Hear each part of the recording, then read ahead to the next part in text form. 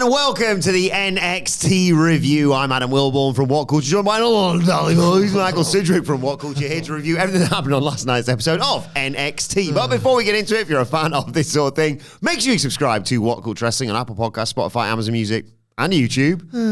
We do daily wrestling podcasts where we not only review the show formerly known as NXT 2.0, AEW Dynamite, Collision, pay-per-views, premium live events. We have interviews, roundtable discussions, and a roundup of the week, complete with a belated quiz, of course, on WrestleCulture. As I said, though, joined by Michael Sidgwick. Michael Hamflett taking a red day off today, but we're here to talk about last night's NXT and all the fallout from NXT Vengeance Day. I don't know what this is going to sound like without my enthusiastic colleague Michael Hamflett. Probably an hour of misery. But if I may speak on his behalf, not that he's here, I wouldn't want him to do that for me, so I understand the grey area of ethical coverage, and, you know, maybe you can clarify the next time we talk Turkey, or as the case would be on NXT, the next time we talk Turkerino.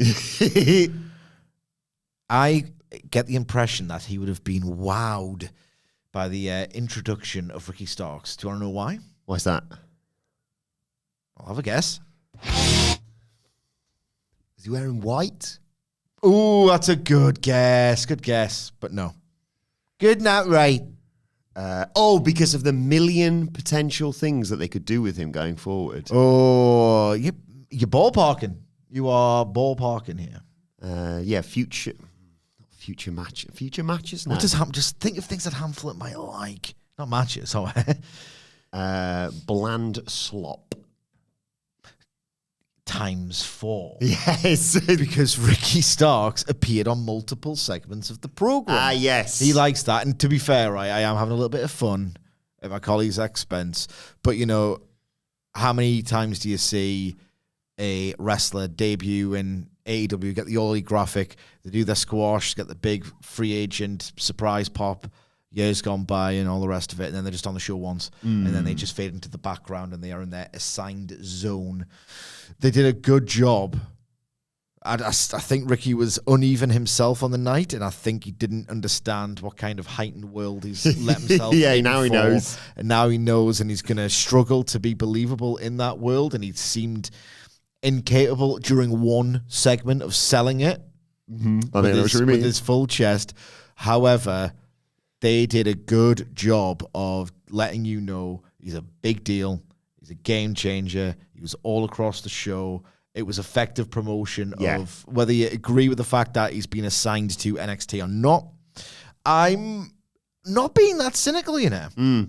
It is my opinion that, look, if they hadn't got Penta when they did, they might have put Ricky Starks on that main roster. The timing, I think they got a bit giddy. We can say we got him, you know? Yes. And think about the rest later. I'm not reading too much into the fact that, you know, it's Cody, Penta, go on. Jade Cargill, Raw and SmackDown. Sean Spears, Ethan Page, and Pillman Jr. It's like the mid-off. Yeah. The mid guys go to NXT. So I understand the cynicism. I would like to think that if it weren't for the Penta deal, the fact that there's a lot of TV time dedicated to WrestleMania right now, I reckon they might have put him on the main roster. I think, I agree with that. And the same arguably applies to Jordynne Grace. I think they're not putting her or Ricky in NXT so they can smooth off their edges. Yeah. I mean, they will do that, but... Well, with Ricky might need to. Yeah, but it's just a case of, if Penta wasn't there, I agree Ricky Starks might have popped up on the main roster, but I think, they're in the midst of WrestleMania season right now, and they are aware of losing people in the shuffle that could make a big impact for them. And NXT needs them as well. Yeah, I agree. Less so probably Jordynne Grace because of that women's division, but they're just showing off now at this point, basically. And that's the deal, isn't it? Yeah. We've got the best women's division in wrestling, the best. Don't worry about Toni Storm and Mariah May and Willow Nightingale and Statlander. We've got the best one. Certainly it's the best for parity. I, unsurprisingly, really enjoyed, aside from two things, really, really enjoyed this show. I didn't. This is probably my favourite episode of NXT of the year. I can see. One of my favorite TV I'm shows. Interested to know what you didn't like. I think you can probably guess. Oh, yeah. But they're not. The two things aren't related. So put that thought out of your mind, because I'm 50% excited for one of the things that I'm also dreading. Okay. But hey, it was good while it lasted. Right, let's get into this show. We see all the highlights from Vengeance Day. And then straight away, the world champion, Oba Femi, who walks through, tells the assistant, plays music. I like the way the bloke was like, plays music. Plays bloody music, I don't want to die. Out he comes. He wants to get straight down to business. The four fools that jumped him made a big mistake. They didn't finish the job. They hit him with their best shot, and he's still standing here. And he tells them to come to the ring and finish what they started. He'll wait. The lights go out. Here we go. But no, who appears in the spotlight but TNA X Division champion Moose? Holy chance being bleeped on the show. He gets in the ring, goes face to face, nose to nose with Oba Femi, and he says he just burst the bubble that Femi's been living in. He's the only man that Oba Femi can't rule over. And Oba says, Moose, you're the man in the bubble, in my bubble here. I am inevitable. Moose says this has to happen. Oba Femi versus Moose. And Femi says, don't worry, it will. And they stand there and they raise their titles up. Oh my God. Straight out of the gate with this sort of thing. Loved it. Yeah, I'm not a Moose fan at all. Not a fan of Moose at all. He did not get a pop. I think there was a bit of a performative, oh yeah, it's the TNA guy. Let's do I am programmed. I'm Mancunian candidate. Holy because he didn't get a pop at all. I don't think anyone recognized him until the Titantron filled them in, and then they saw the TNA belt, and then they sort of got it. Not a Moose guy. It's weird though. He became 2025 Rhino. Rhino being the closest to mind example of a guy who looks massive in a different, smaller promotion. Comes to WWE, it's like, oh, you're actually not that big. I mean, he is big, but look at Oba Femi, so that was weird. I think that it almost scanned as a punchline, them doing a sort of, big Clash of the Titans, and it's like, well, Oba Femi's bigger. Not excited about the match. I'm not a Moose fan. Rumor. Allegedly. It's an old rumor going around. Who knows if it's true? That Moose once bought a ticket to a takeover show, or tried to buy a front row ticket for a takeover show because he thought that's how it worked. Just a rumor, just a funny rumor, just to say in case you didn't know that rumor. It's the sort of thing where it's funny to make up, isn't it? Yeah. Sometimes with certain people. Imagine if that is funny. I'm going to get signed. Just bought a ticket. Holy, is that who I think it is? Yeah. I like Moose, obviously, slightly biased considering he was, have I mentioned this? In WCPW back in the day. Lovely man to work with. And I did not see this coming. Obviously, we didn't mention his name yesterday. We should have with all the Santino Marella crossovers. And they're doing more of this sort of thing as we'll get to. Seems like they're doing a Clash of the Champions deal. Because the Hardys on, spoiler alert, coming in just for the North Quarter Catch crew, and then you've got two champions going at it in Moose and Oba Femi. Sort of Forbidden Door-esque, this. Anyway, speaking of TNA people, or ex-TNA people, I should say, Jordynne Grace is seen arriving to the building, as is, for the time being, Ricky Starks. I really enjoyed, as we'll get to, the fact they got all the way through Ricky Starks, including backstage interviews and him going to the ring and the stuff with Ava, which we will talk about, without ever saying a name whatsoever. It was all he or you or that sort of thing, which was very surreal to witness. But before that, we have the NXT Spotlight. Eddy Thorpe is talking with Ava. She hasn't got a surname. She's Rock's daughter, general manager of NXT. Eddy Thorpe's boasting about his win over Trick Williams. Boasting about his win over Trick Williams. And she's like, all right, chill out, mate. When Cale Dixon and Uriah Connors burst in, they think it's sick. They've got a party.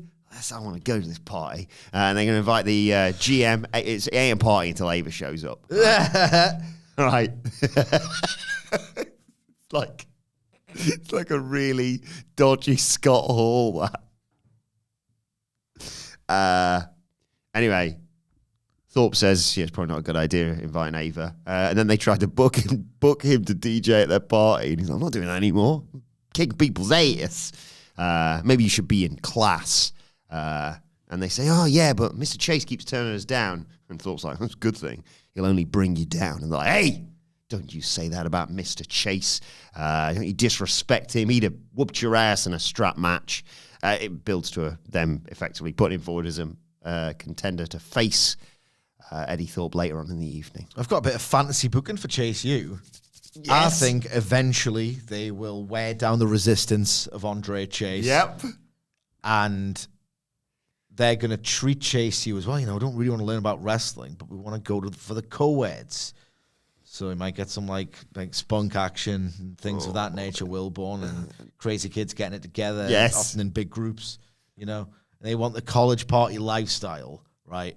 But Andre Chase like, no, this is a goddamn motherfucking university. Yes. And then they're going to get whipped into shape, and that's going to be the storyline. I'm so into that. I love it already. And we'll talk more about still a chance for Chase U a little bit later on. Before that, though, is the number one contenders match to see who will be the first opponent of the new champ, Stephanie Vaquer. It was Kelani Jordynne versus Jaida Parkour versus Karmen Petrovic. And honestly, Karmen didn't come to the ring alone, of course. Ashanti's there. Jordynne and Parker. Jordynne and Parker slug it out. Jordynne sends them both outside eventually, though, and hits a springboard moonsault onto them. After a break, we come back. Parker hits a reverse suplex on Kelani Jordynne, but Petrovic jumps her in the ropes.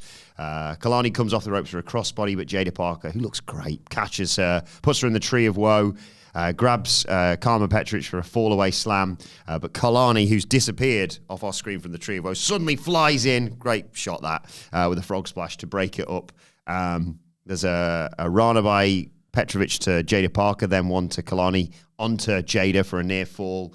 Karmen gets set up on the middle rope, gets hit with a teardrop by Jaida Parker.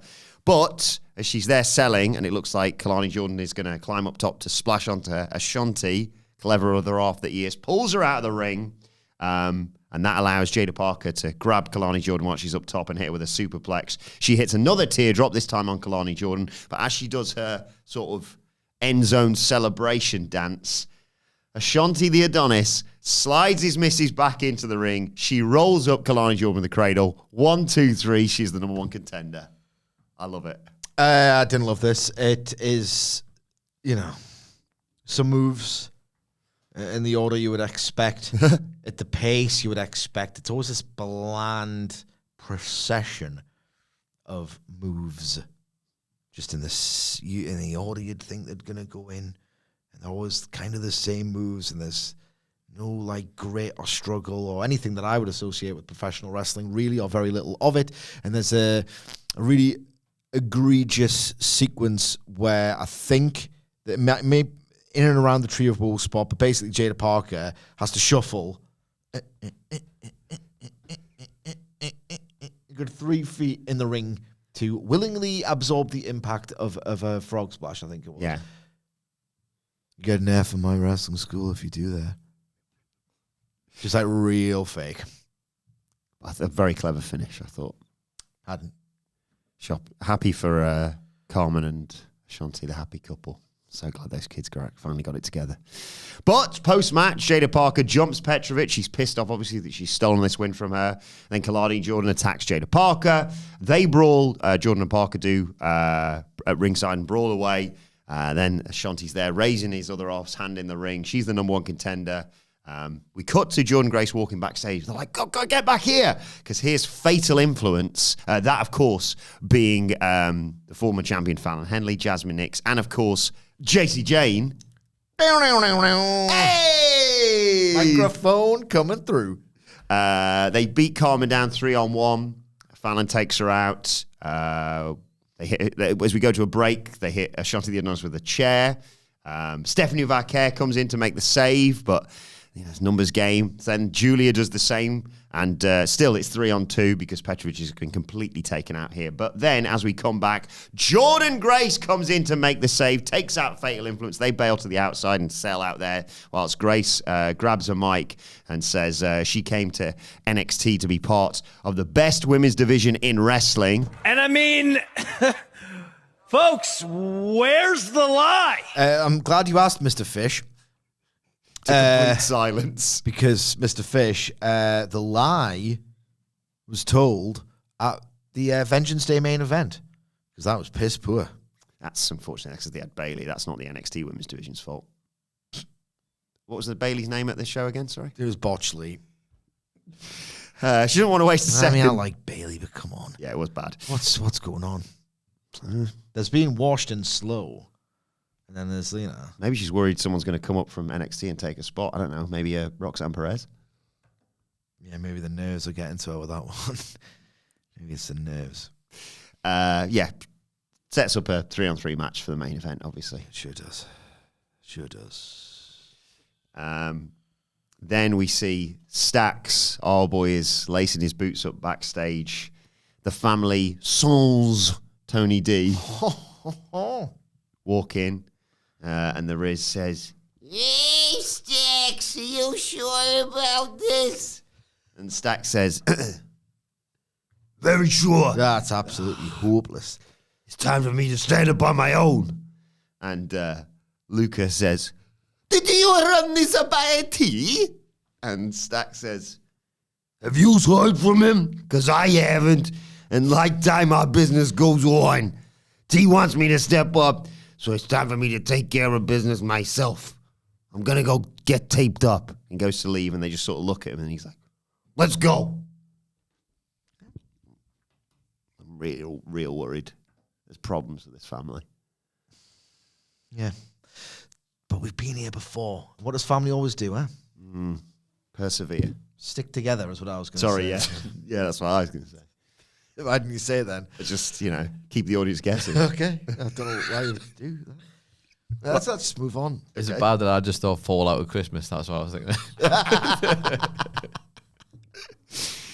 Then we got a tag match. It was the Meta 2, the brilliant Lash legend and Jakara Jackson versus Sol, Ruca, and Zaria. Did you see they showed a quick clip of them? Yeah, at the It beach. was good, wasn't it? No. Okay. 4-person brawl very early on. And there's another sort of... Lash Legend's got so many people she can be like, "I'm just as strong as you are." She did it with Zaria here. They both show off. They both show off with gorilla press slams. Zaria hits a headbutt. Sol sends Lash Legend to the outside, but Jakara, who looked great in here, by the way, hit a missile drop kick and dived through the ropes onto their opponents to take us to a break. When we come back, Sol's in trouble, but she gets to Zaria for a hot tag, cleans house. She suplexes Jackson for 2. Ruca comes in for a super kick. Sol covers, but Lash, I like this spot, just pump kicks Zaria into the pinfall to break it up. Jakara comes in, so does Zaria. Jakara here, this is the spot I really like. Swinging DDT with kick to Sol and gets a 2 count on Zaria. Lash comes in, and there's the power spot again between the two hosses, between her and Zaria. They hit stereo pump kicks. They both go down. They both grab each other. Double headbutt. Zaria gets Lash on her shoulders, but Lash escapes and tags in Jakara, who charges but gets shoved into Lash. There's a spear by Zaria, an F5, and then Sol gets the tag, hits the Soul Snatcher on Jakara Jackson and gets the 1-2-3. Good news, bad news situation. Good news is that Zaria, who's normally quite proficient mechanically, reels back on the old screaming her head off. Oh, yeah. I know that wound you up. And it was either I wasn't paying attention and I was half asleep. Oh, it's just completely less annoying than it was the last time I saw it in the ring. Bad news is that the first 2 minutes of this match, like, they were just completely on different planets. Yes. Different postcodes. Like, what we're doing here, I don't know. What are you asking me for? It got a little bit tighter, and I agree that the Meta 2 were good in this match. Jakara Jackson is far more than just the person in that team who has to take the pinfall, isn't I think she? she's got something. Yeah. I think she's got something. She certainly it's weird. Like the form is so uneven amongst the people who aren't Giulia, who actually I think is uneven as well. Roxanne Perez, Vaquer being the best, obviously, and then Jordynne Grace. Like, who's the best of the rest? Sometimes I thought Lola Vice really had something, but then I haven't seen her for a while. She injured. No, because she did that thing where she had a little look with Stephanie Vaquer in the car park the other week. Well, she's not. I don't know if she's wrestled for a while. Every time she gets a big spot, I'm never that impressed. I think I don't know if the pressure gets to her or she's just not ready yet or what. But Jakara Jackson certainly has something. She's the glue in these matches. You don't need us to say anything about Lash Legend. We've already said. Of course, I think that she's definitely promising. So, Jakara and Legend are the two ones that I see the most in as stars on that main roster. Sarah catches up with Wesley with his new mates Tyson and Tyreek, of course, asking about all the changes in NXT, and he says unpredictability is perfect for us. But then Ricky walks by. Sarah tries to ask him a few questions about his contract, and he says, "Nice to meet you," puts over a jacket and says, "I know you got a lot of questions. I'll try and answer them in a few minutes." And then we get the contract signing. Ava is there in the ring, contract in hand. Ricky gets a full entrance, but again, no one's actually called him a single name at this point. He comes out to the NXT theme song, so we don't know what his theme is going to be just yet. But Ava introduces... Sorry. They've rushed this, haven't they? Oh, they've gone, if we can get him in tomorrow, let's go. Yeah. Let's get the headlines from this. Ava, introduces the hottest free agent in pro wrestling. Ava? He's the hottest free agent in wrestling. And Ricky says he hasn't been here for too long, but NXT's amazing. I'm not going to keep doing that. NXT's amazing. Before he gets started, though, he likes about this place the passion. He wants to get some things off his chest. Standing right here isn't the dream, it's reality. Main eventing every NXT pay-per-view, that's reality. Winning the NXT championship, that is reality. And the truth of it all is he is the man in NXT. He's going to always do things to the best of his ability, show in and show out because the revolution has begun. And he goes to put pen to paper, but he's interrupted by all-ego Ethan Page, who says, wow. I'm impressed. It's not well. Or either or. I thought it was well. He's impressed regardless. Okay. You shock the world. You're in the ring. You're about to sign your NXT contract. I assume in that contract, your first match will be an NXT championship match because you're a genius following the Ethan Page playbook. But there is only one Ethan Page, and Ricky fires back saying that Ethan's in his feelings, wearing his insecurities as tight as his jacket. His jeans were tighter than his jacket. They were very, very tight. Ethan should know him well enough to know he's taking this place to another level. You won't be able to reach the bar that I set. Ricky says, we shouldn't do this now. I'm about to sign my contract. And, hey, you beat Javon Evans. You should be celebrating. But let's not forget, someone like Javon always comes back to get that revenge. Ethan's like, as if. He couldn't even walk out of the arena. Here's Javon Evans to attack him. He attacks Page and beats him through the audience. And now he's gone. It's like, right, okay, back to it. Ricky says, guess I wasn't wrong. Let's get back to it. He goes to sign the contract again. And then Wesley interrupts. Bloody hell. Wes says, there are rules around here, and the number one rule is don't disrespect Wesley. But, maybe the signing of this contract is a good idea, but maybe I should show you the ropes. Ricky's like, whoa, everyone's angry around here, huh? You and Ethan Page, you're two peas in the pod. How about next week, me versus you? And I was like, let's go. Wes says, yeah, sign that contract, but it's going to be a one and done. And Ricky fires back by saying, next week you'll be welcome to the revolution. Wes tries to attack, but gets knocked out of the ring, and Ricky signs the contract, which reveals he is no longer Ricky Starks. He is Ricky Saints. Old Ricky football team. Yes. It's... I understand why it's Saints and not Saint, because you get the S on the end like Starks, and there's been a lot of Saints.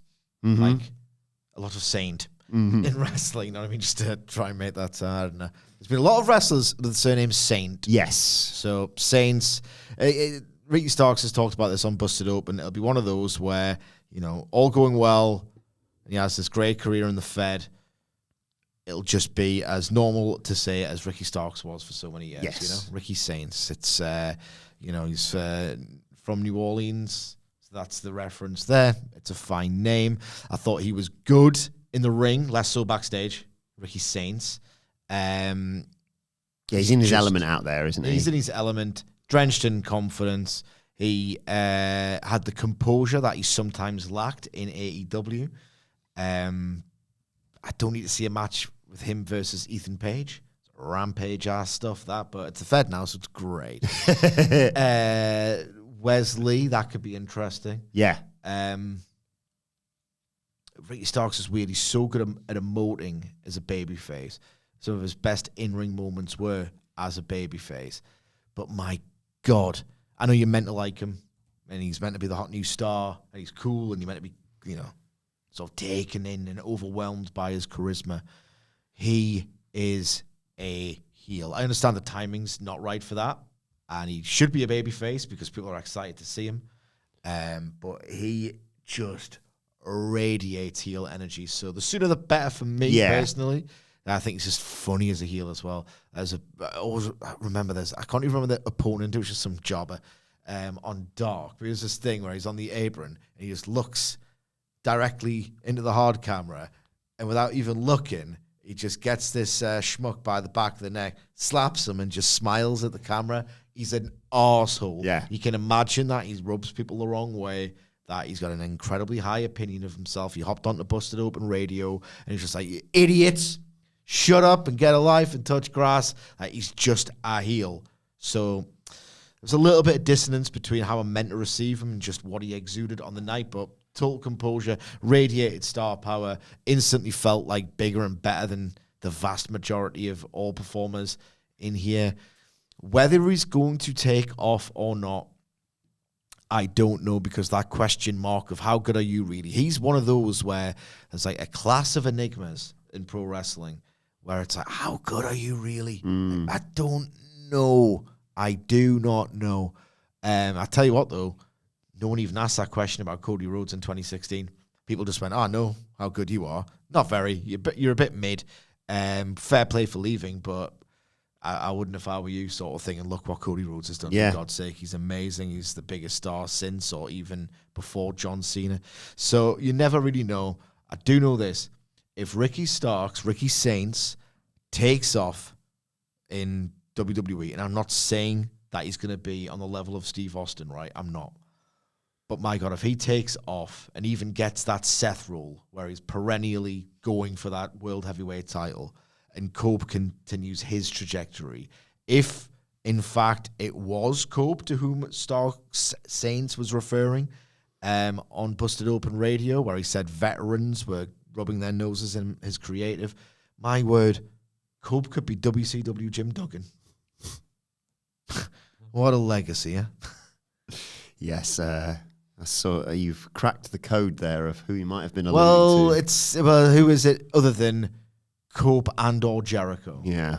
In regards to the name, there was a bit of nervousness on my behalf because I was fairly confident it's going to be Ricky Starks, I assumed yesterday, but it all makes all the sense in the world, obviously, that he's Ricky Saints, as you mentioned, for the New Orleans thing, and for them, like, we want to own you, but he wants to keep his own name that is his if ever he leaves or whatever.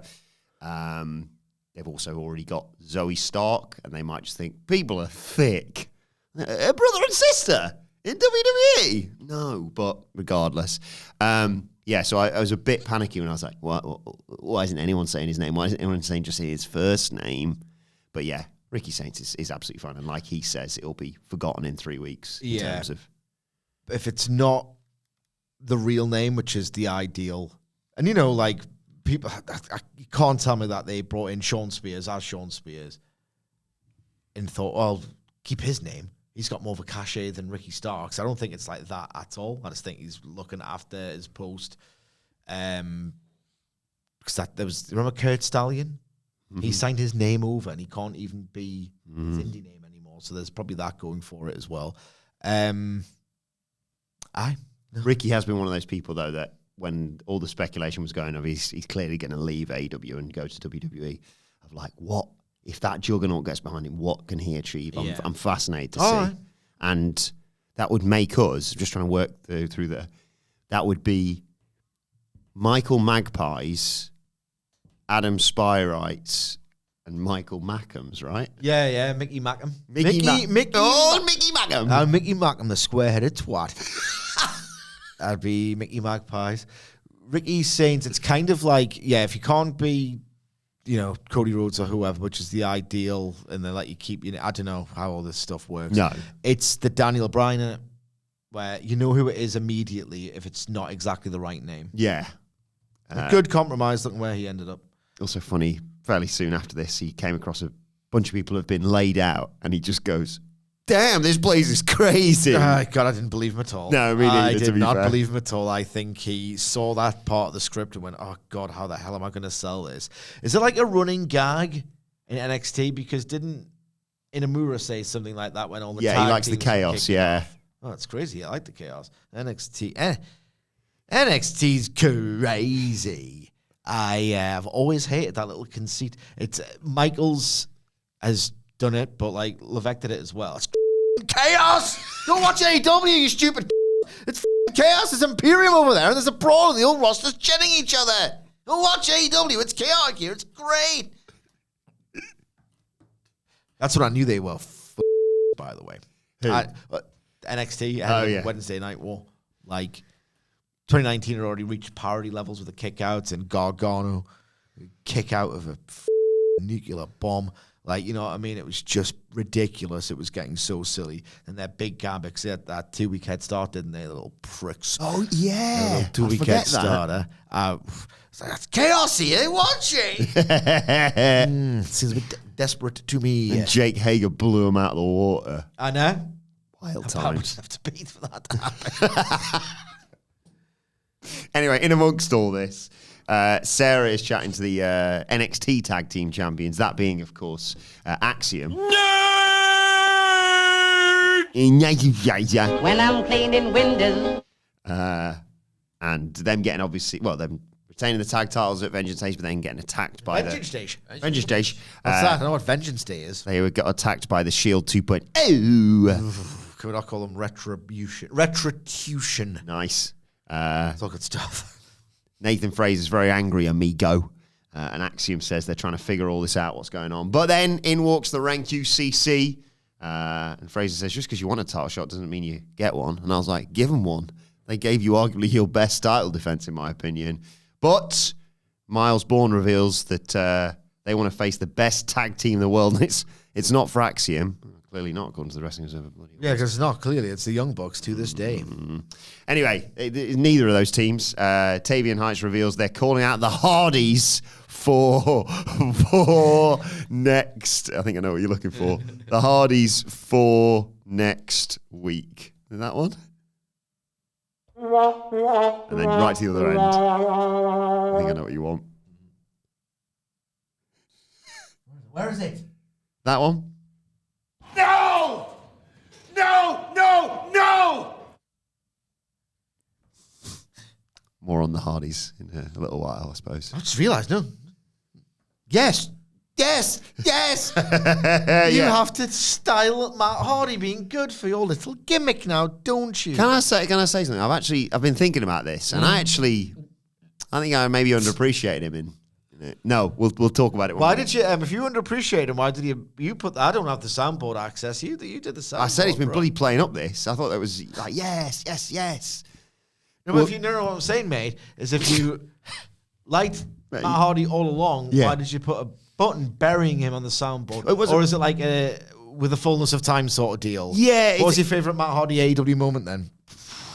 Probably when he did the match at his house with was it Sammy Guevara? It was really quite funny. Okay, well, give us the top 5 if you love him so much. I've got time. No, we do. I'll tell you what. I'll go away and think about this. And if you remind me on next week's preview, I'll definitely do it. Okay. All you need to do is come on next week's preview and remind me. Is that okay? Yeah, that's shocking, actually. No, I don't have much of a memory. Well, no, you can write it down and people remind him. If Michael Sidgwick is on next week's preview, next Tuesday, or on the next Wednesday. I'm off. What do you mean? By the way, just to clarify this, before the conspiracy theorists get their little silver hats on, you did say that you've got this for half term. This isn't. If the Hardys are coming back, I'm nowhere near this. I'm gonna. You're gonna change your days. Change my days. I need to see what this looks like. I'm certainly not going to do it if I don't have to review the show. Why? I don't think it's going to be the only time. We'll talk about them in. Oh yeah. Well, they're doing something else, aren't they? Yeah, we'll talk about that in a bit. This was when then Ricky. This place is bloody crazy around here, and then we alluded to one of the problems I had with this show just there. And then here comes the second one, because it was time for Shawn Spears versus Stacks. Stacks no messing about. He's fighting for the family, of course. He takes the fight to the floor, hits a running boot when they go back inside. But Spears catches him with a hanging DDT. Stacks comes back with a nice slingshot code breaker. The family groups are out on the floor. They almost get into it. Stacks, an homage to the Dan. It's a huge spine buster, but Spears hits a brain buster onto the knee and the C4, and he gets the 1, 2, 3. Can I just shock you here? Go on. Right. I thought the construction of this TV match that I will forget about and no one will ever remember as long as they live, I didn't hate this at all. I actually thought there was a bit of awful, it was a bit awful. Like, you know what? Certain wrestling moves, you see them so often, you're selling that is painful, and it probably is. All wrestling is to a degree. I can't really take it seriously. I see it all the time. Yeah. It's hard. It's like you just get calloused to it. Whenever a wrestler, and Danielson was great at this, and there isn't much selling really. So he got criticized by some wrestlers, Danielson, for doing that missile drop kick, like taking the flat back from the top rope, and your head goes like that. And it's like saying there's a reason why the wrestlers of yore, if they were going to do a top rope drop kick, would do that, turn onto the stomach deal, you know?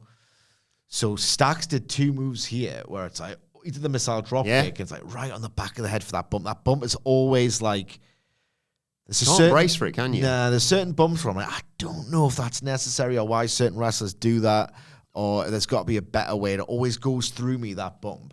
And Shawn Spears, he's not particularly magnetic or like really fascinating, but he can craft a match together. We've seen multiple bits of evidence for that. And he was like, it looks like Stacks has jammed his neck there, maybe even a stinger situation, or like his head's wobbled on that canvas. And then he attacked it. Like, Stacks was really selling it. Yeah, that was a brainbuster on the knee, So I don't know, I just found it like weirdly effective for how little this lasted, you know? Problems ahead. Oh, sorry. What? Problems ahead for the... Oh, God. I've got to take this. Take what? There was a vibration. As you can see, that's actual Moose's phone number. Oh, right, okay. I need to go and... Why do you need to call Moose, though? Must be something important. Maybe it's some breaking news we can reveal exclusively on this podcast. I'll go and... That's actually one of your better excuses. Thank you. Yeah. For this affair that you're clearly having. I don't know what you're talking about. I thought Michael Hamflett was actually at the door earlier on the AW Dynamite preview. Just carefully don't show people Moose's shoot number. Yeah, I was a bit worried about that. I'll be right back, though. You tell me about what the future holds for the family. All the people I care about, and we'll dox him. Sorry, Nicholas, I missed that. What did he ask us to talk about? Who cares? I don't really care at all. Yeah. What I do care about is genuinely like this job that I love and the fans that we interact with on Twitter. And the fact that we're going to get to see some of them live as WhatCulture Wrestling embarks on our world tour. If you want tickets for this, where do they go, Adam Nicholas? They go to whatculture.com/tickets. And have you got the dates and cities in front of you? There's a very, very slight chance I might have them indeed. We will be going to Manchester, Belfast, Glasgow, London, and Vegas in the following order. March 21st for Manchester, March 22nd for Belfast, March 24th for Glasgow, March 28th for London. Then you get a little bit of a rest. And then on April 18th, the boys will be in Las Vegas. Minus me, I'm not going. Minus that boy. It's my daughter's birthday. But we got some questions about how it's all going to go, and plans will be revealed imminently for what you can expect at the show. But I think one of the central things, or the themes of the feedback, is like, can we meet you guys? Can we meet you guys? People, prospective customers, the whole point really underneath, the live pods and all the rest of it, It's just a chance to chat with a wonderful community that we have developed in recent years here at WhatCulture Wrestling. So it will be a huge meet and greet situation. So if you want to meet us and you worry that you're not going to, you are buy a ticket.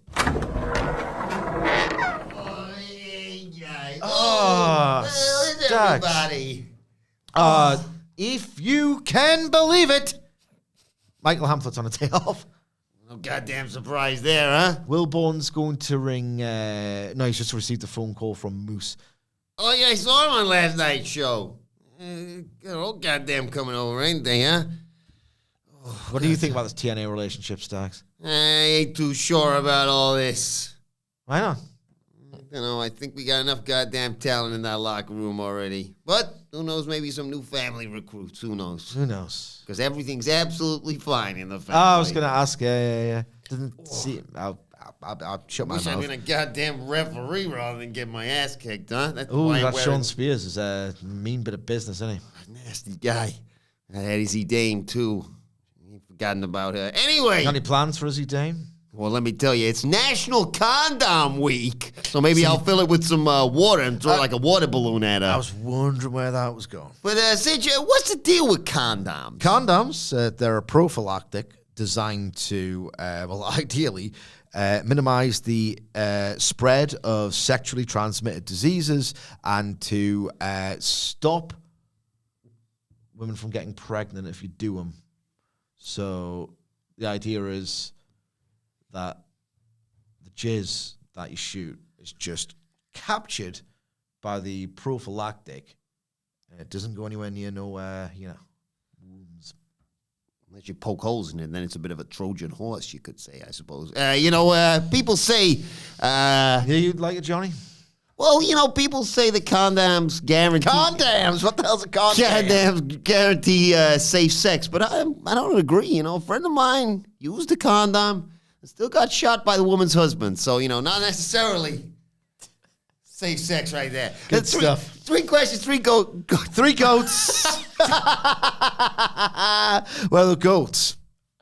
I can't see any goats here. There's much less 3 of them. There's not 1 goat. Oh, sorry, I got a bit of a stinger in the match. So that explains it. That explains that one. Yeah. 3 questions, 3 jokes. Wilbourn misspeaks, sometimes. Huh? Well, maybe he works goddamn hard, that guy. So maybe we should cut him some goddamn slack. Okay, I will. I mean, he's Sky for the podcast literally as we speak. Good point. 3 questions, 3 jokes for you. Sidge, what is the difference between a tire and 365 used condoms? Well, there's a difference between a tire and 365 used condoms. Nicholas, we can confer with our Hamlet. Can we confer? Yeah. There's something in about, is it Goodyear tires? Because if you've got 365 used condoms, you probably had sex 365 times in the year. A good year, something's in there. I don't know what it is, but I reckon that's got something to do with it. What's the difference that they've got in common? What was the difference? Maybe, if you've got condoms, one's a good year, one's a bad year, right?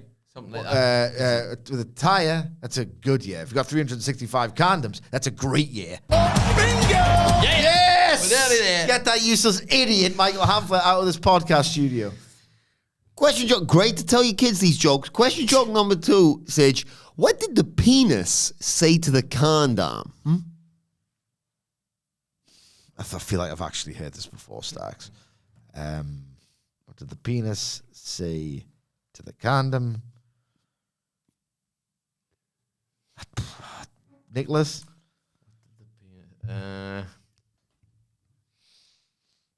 Something about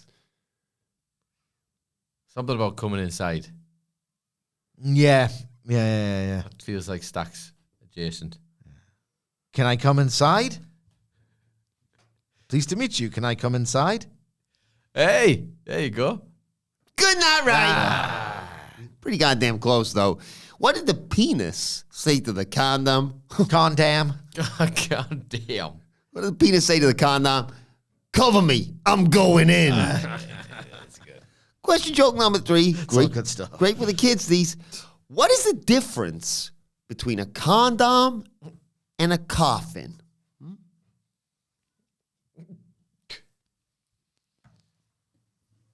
Something about in a box. Ooh, in a box. Or a...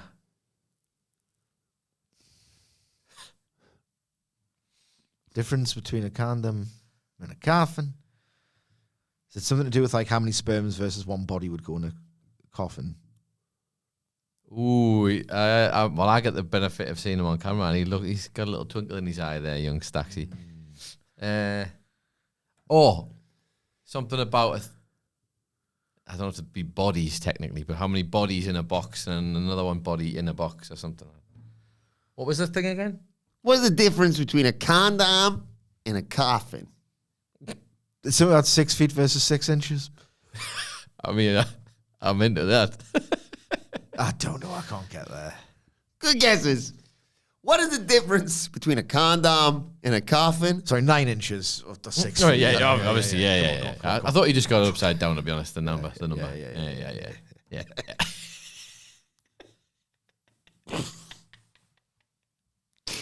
What's the difference between a condom and a coffin?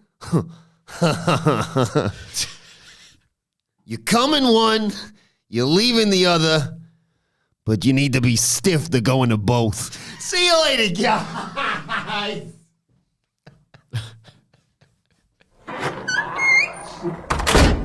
Bye, Stacks. Stacks. Bye, Moose. Yeah, right. Hello. Sorry, what I missed? Yeah, missed Stacks again. Oh, you're kidding. No, no. Bloody chances. I missed... Talking about Johnny's. Ah, good lad. What a lad. It was Steve's top bands. Like I missed bloody Odrick Strong today as well, didn't I?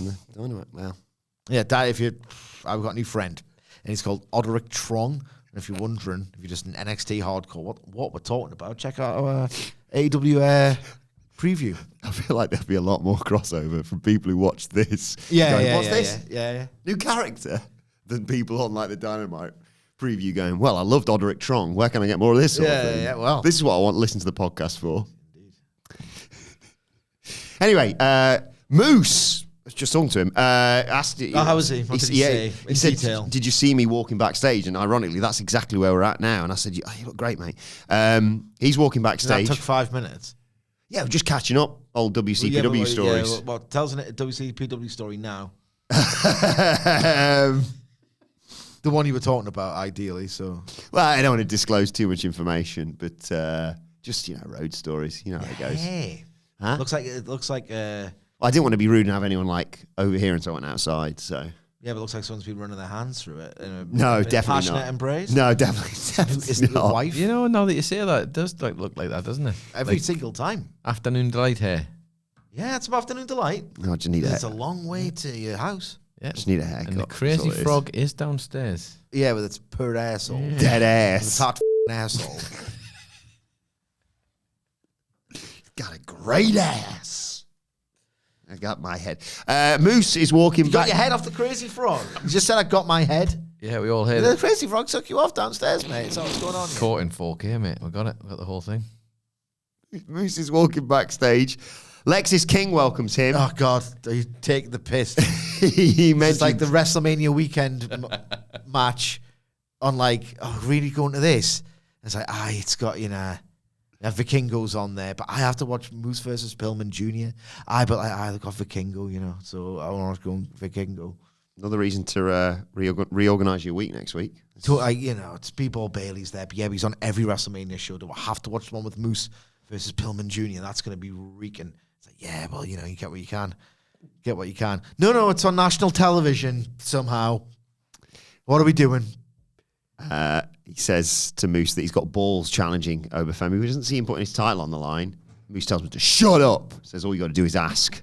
And he's going to put the title up next week against Lexis King in Lexis's hometown where he's undefeated. Undefeated. Remember who endorsed him in Cincinnati?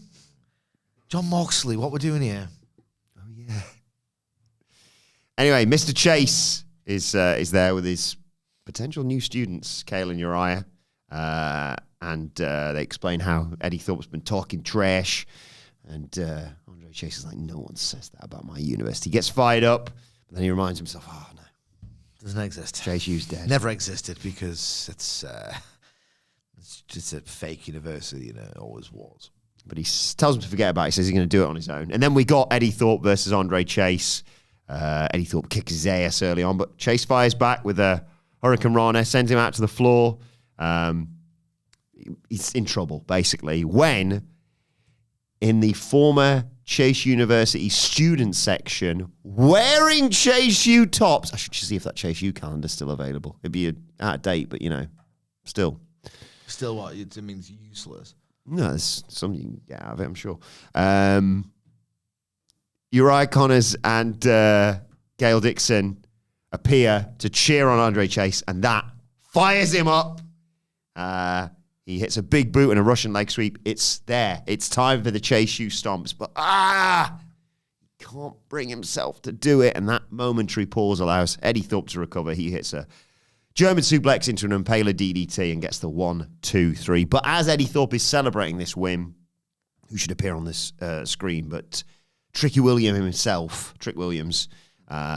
who says, "It's not over. If I go down, I'm taking you down with me." What was that last bit, sorry, man? Trick Williams. Oh, yeah, I saw that. Trick Williams with an edge is just not doing it for me at all. Like, they're taking away everything. The aura, the protection of being the star, the title, and now, like that. How many different people have... owning charisma. It's all disappearing. How many different people? Because it's like, there's been a few now where it's been like, there it is, that's you. That'll work on the main roster, let's go. Roxanne Perez, Bron Breakker, Trick Williams, Kelani Jordynne, but in terms of someone who you were like, I'm not saying that they could be there for 2 decades or whatever, but if you had a place that you knew you'd get a sort of NXT-esque reaction and you put this gimmick out there, it would get over. And then they're like, yeah, but what if you do 5 different other gimmicks before? Yeah, it is weird. It is weird. I get what you're saying on broadly, but Trick Williams makes Jey Uso look like Kenta Kobashi. Do you know what I mean? He's just not good. He's not. I'd love him to be good. He's amazing at the things he can't teach, but he's simply not very good. Put him back with Mello on the main roster. It's a regression. You didn't ask me my thoughts on the match. Sorry, your thoughts on the match? Don't have any. No, I'm joking. We love Andre Chase, don't we? I quite like him. Okay, sorry. Quite like him. I got momentarily swept up in the drama here, and then I was then taken by the swell of emotion in the crowd. Then I realized, literal members of the roster and friends and family, there's nothing real about the show or the heat or the reactions on it. I was chatting along with the Chase U student section. My house is part of Chase U now. Is it part of the annex? Yeah. Like a sister college. Yes, indeed. Partnered university.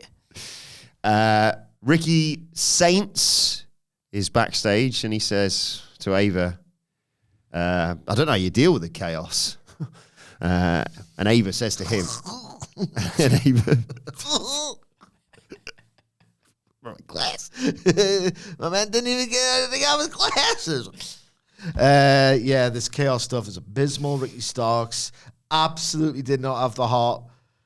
This is a tape studying, pro wrestling through and through dude who obviously wants to make the most money. You have to do this. Yeah, to just say, I do not believe him in this role. But Ava, after he says, I don't know how to deal with the chaos, Ava, says, you'll get used to it.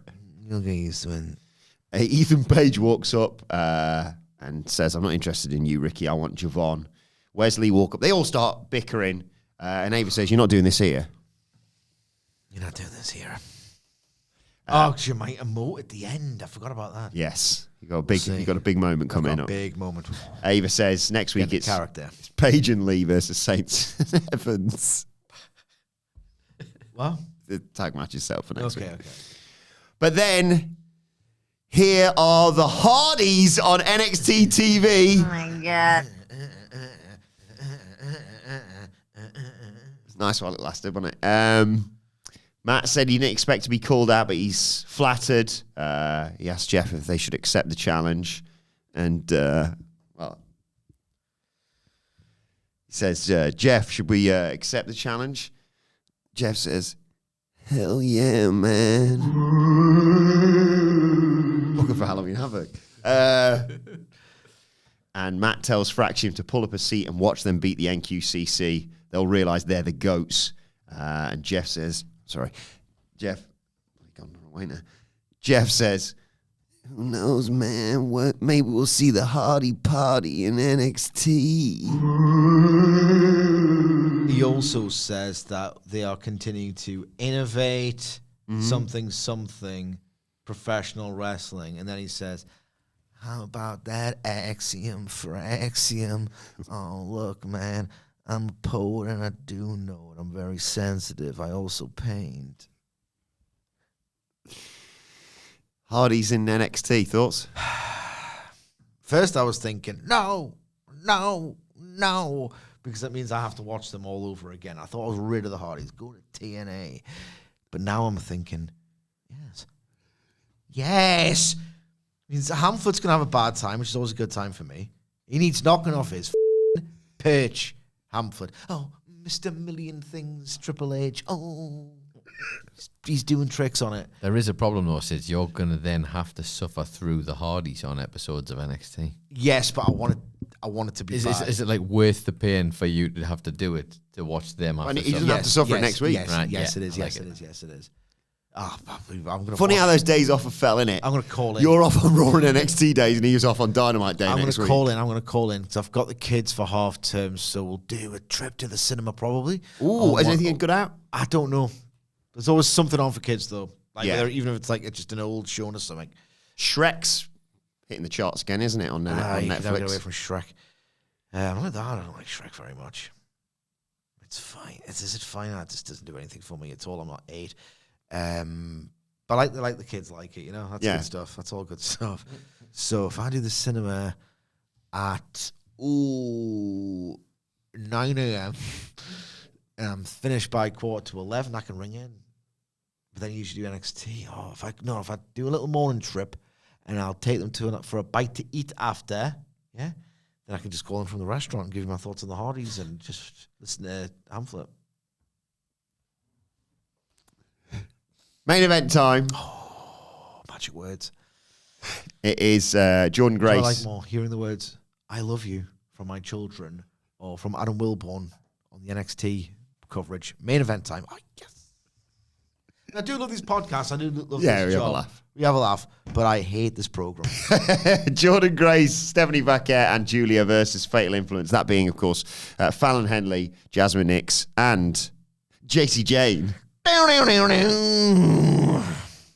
Big brawl early on with all 6 of them in the ring. Fallon and Jasmine get planted and sent to the outside. JC's out there as well. Jordynne Grace dives through the ropes, rolls JC back in, gets a 2 count. Stephanie Vaquer gets JC with the head scissor head slams. That's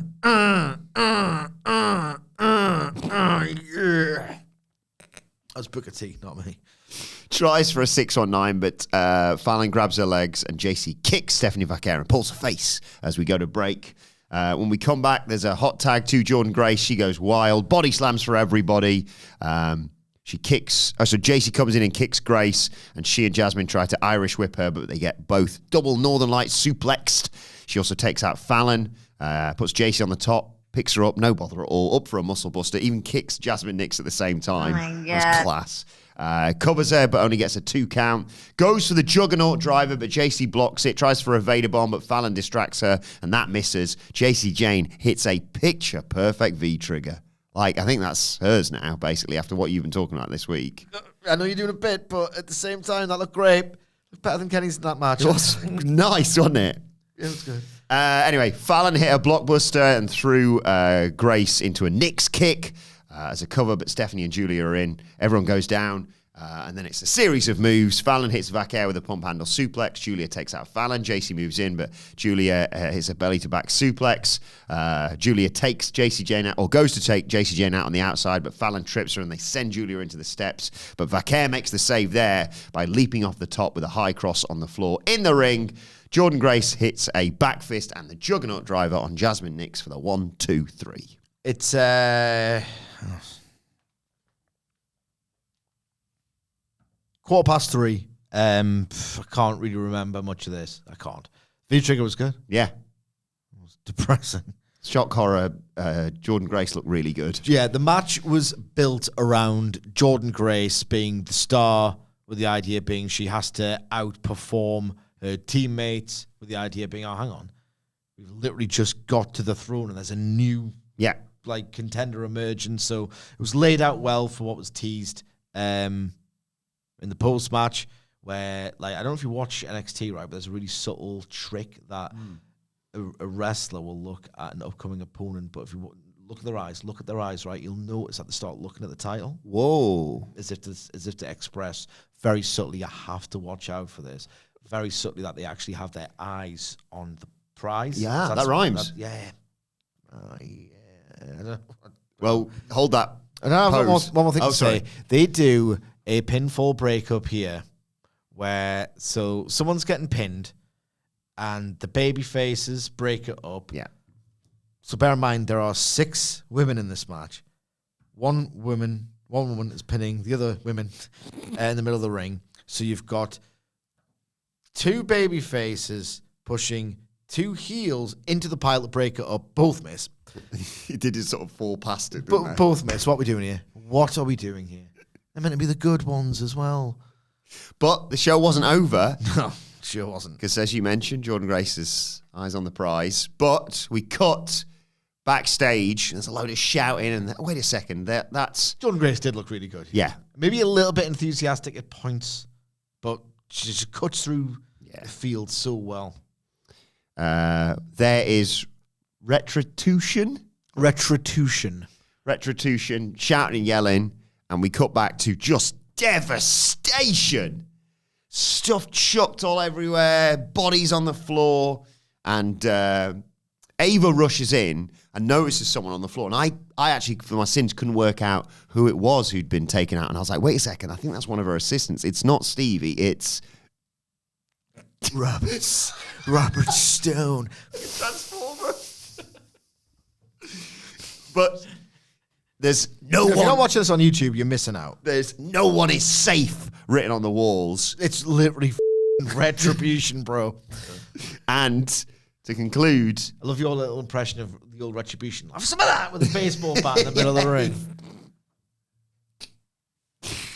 The last thing we hear is Ava shocked at her assistant being taken out. And she says, what the hell just happened? What the hell just happened? She emoted. Yeah. Her voice, the register went up a little bit. Brilliant end to the show. No, it's retribution too, bro. It can't be brilliant. I enjoyed it. That was the completion of the trifedca for me. That angle right there. Promo. Hardy's. Ricky Starks. Ricky Starks was great, yeah. Match. Take your pick. They all just worked. Let us know your thoughts on NXT. In the comment section below, don't forget to like, share, subscribe, and subscribe to WhatCulture Wrestling wherever you get your podcasts from for daily wrestling podcasts. Continue the conversation with us on social media at WhatCulture WWE, where you can follow all 3 of us. You can follow Michael Sidgwick at... I'm Sidgwick. Follow our brilliant producer, Adam Nicholas, at... It's Adam Nicholas. And you can follow me at Adam Wilbourn. Follow us all at WhatCulture WWE, as I said. And yes, subscribe to WhatCulture Wrestling, wherever you get your podcasts from, for daily wrestling podcasts, including a new character on the Dynamite preview, which is available right now. But for now, this has been the NXT review. My thanks to Michael Sidgwick, to Stax. Thank you for joining us, and we will see you soon.